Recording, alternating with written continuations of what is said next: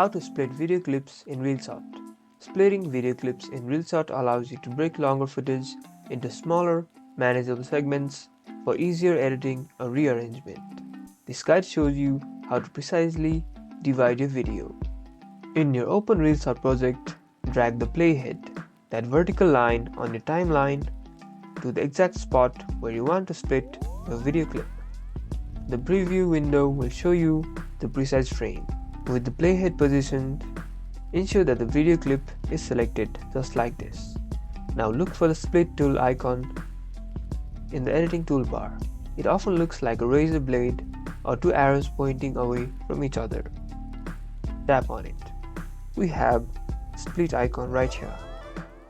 Upon tapping split, your single video clip will instantly be divided into two separate clips right at the playhead's position on the timeline. You can now move, delete or edit each of the new segments independently. Master your video's flow by splitting precisely. You've successfully split video clips in Reelshot. Take control of your footage. Like and subscribe for more Reelshot advanced editing techniques.